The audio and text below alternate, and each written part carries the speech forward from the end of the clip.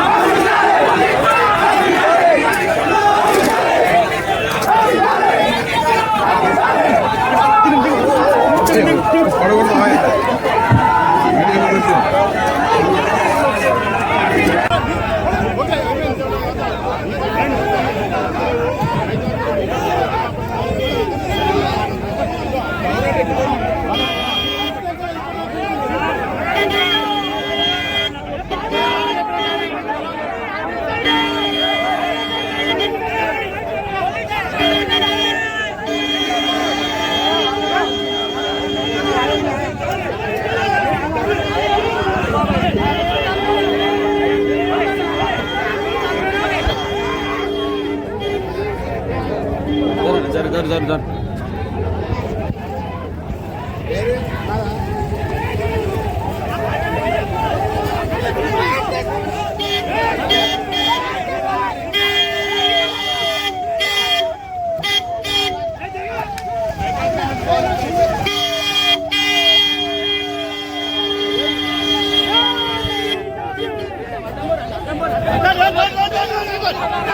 Go!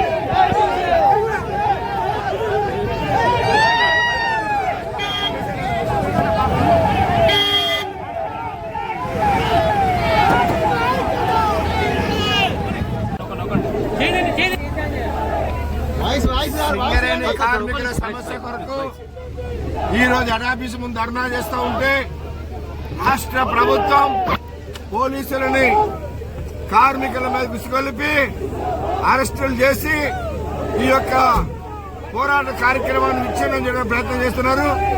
ఒకవేళ కనుక ఇదే పద్ధతి కొనసాగితే సింగరేణిలో సమ్మె తప్పదని చెప్పేసి హెచ్చరిస్తా ఉన్నాం. 18 నుంచి 30వ తేదీ వరకు ఈరోజు అన్ని ఏరియాలో మైండ్ తిరిగి 30 తారీఖున హెడ్ ఆఫీస్ ముట్టడి కార్యక్రమాన్ని జయప్రదం చేయాలనేది ప్రధానమైన డిమాండ్. అది అందులో ప్రధానంగా సేవ్ సింగరేణిని కాపాడుకోవాలి, ఆర్థికంగా నూతన ప్రోగ్రాంలు తేవాలి, రాజకీయ జోక్యం తగ్గాలి. అదేవిధంగా సింగరేణి కార్మికుల సమస్యలు మెడికల్ బోర్డు కానీ, సొంత ఇంటి పథకం కానీ, ఇన్కమ్ ట్యాక్స్, అదేవిధంగా తదితర అంశాలు, మారు పేర్లు, డిస్మిస్ కార్మికులది తదితర అంశాలన్నింటినీ పరిష్కరించాలన్న ఈ యొక్క డిమాండ్ల మీద ఈరోజు హెడ్ ఆఫీస్ ముట్టడి జరిగింది. ఈ ముట్టడిలో మేనేజ్మెంట్ ఇప్పటికే స్పందించలేదు. ఇంకా ఇప్పుడు అక్కడ అరెస్ట్గా పోలీసు వాళ్ళు అరెస్ట్ చేశారు. అయినా రాబోయే రోజుల్లో దీన్ని ఒకవేళ రాష్ట్ర ప్రభుత్వం కనుక పరిష్కారం చేయకపోతే, మేనేజ్మెంట్ పరిష్కారం చేయకపోతే రాబోయే రోజుల్లో అన్ని కార్మిక సంఘాలను కలుపుకొని ఒక భారీ సింగరేణిలో సమ్మె చేయడానికైనా వెనుకాడేది లేదని చెప్పి మేము ఈరోజు డిమాండ్ చేస్తాం. ఓకే, ఇందాక వీడియో పడతాను, అరెస్ట్ చేసినప్పుడు వీడియో పెడతాం. సింగరేణి కార్మికుల న్యాయమైన సమస్యల పరిష్కారం కొరకు గత 2 సంవత్సరాలుగా స్ట్రక్చర్ సమావేశాల్లో మాట్లాడాం. చేస్తామని హామీ ఇచ్చారు యాజమాన్యం, కానీ పరిష్కారం చేయలేదు. అట్లనే సింగరేణి కంపెనీకి రావాల్సినటువంటి 51,000 కోట్ల రూపాయలని ఈ రాష్ట్ర ప్రభుత్వం ఇవ్వకపోవడం వలన ఇవాళ సింగరేణిలో కనీసం యంత్రాలు కొనడానికి కానీ, కొత్త మైన్స్ తీయడానికి కానీ ఎలాంటి దానికి కూడా ఇవాళ ఆర్థికంగా సింగరేణి కష్టాల్లో ఉన్నది. అట్లనే మెడికల్ బోర్డు దాన్ని ఈ ప్రభుత్వం ఇచ్చింది కాదు, గత ప్రభుత్వం నుంచి కంటిన్యూ అవుతుంది. దాన్ని వీళ్ళు ఆపేసి ఏసీబీ కేసు పెడతాను అని చెప్తున్నారు, ఏసీబీ ఎంక్వైరీ చేస్తాను అంటున్నారు. గతంలో 14 సంవత్సరాల కాలంలో కేవలం 3,500 మంది మెడికల్ ఇన్వాలిడేషన్ అయి ఉద్యోగాలు పొందితే, ఈ 5-6 సంవత్సరాల కాలంలో 13,000 మంది మెడికల్ ఇన్వాలిడేషన్ అయి ఉద్యోగాలు పొందారు. కాబట్టి దీనిపైన ఏసీబీ కేసు పెట్టి ఎంక్వైరీ చేస్తామని రాష్ట్ర డిప్యూటీ సీఎం గారు అసెంబ్లీ చెప్పడం దుర్మార్గమైనటువంటి ఇది. వాళ్ళు ఏ విధంగా అపాయింట్ అయ్యారనేది, ఒకవేళ ఏమైనా అవకతవకలు జరిగితే అవకతవకలు చేసినటువంటి డాక్టర్లు లేదా అధికారులు లేదా లీడర్లు లేదా బ్రోకర్లు వాళ్ళ మీద చర్య తీసుకోండి. కానీ మెడికల్ బోర్డు రద్దు చేయడం, అంతకుముందు అయినటువంటి వాటి మీద కూడా ఏసీబీ ఎంక్వైరీ చేస్తుందని చెప్పడం అంటే ఇది చాలా దుర్మార్గం. దీన్ని విరమించుకోవాలి, వెంటనే మెడికల్ బోర్డు కంటిన్యూ చేయాలి. అట్లాగే మారు పేర్ల మీద పనిచేస్తున్న కార్మికుల సమస్య పరిష్కారం చేయాలి, డిస్మిస్ కార్మికుల సమస్య పరిష్కారం చేయాలి, సొంత ఇంటి పథకం, అదేవిధంగా ఏదైతే యాజమాన్యం అంగీకరించిందో ఇన్కమ్ ట్యాక్స్ పే చేస్తాము, రియంబర్స్మెంట్ చేస్తామన్నారో దాన్ని పరిష్కరించాలి. ఇట్లాంటి సమస్యలు ఏదైతే ఉన్నాయో వాటిని తక్షణం పరిష్కారం చేయకపోతే సింగరేణిలో అన్ని కార్మిక సంఘాలను కలుపుకొనైనా సమ్మె చేయడానికి ఏఐటీసీ గుర్తింపు సంఘంగా సిద్ధంగా ఉందని హెచ్చరిస్తూ ఉంది.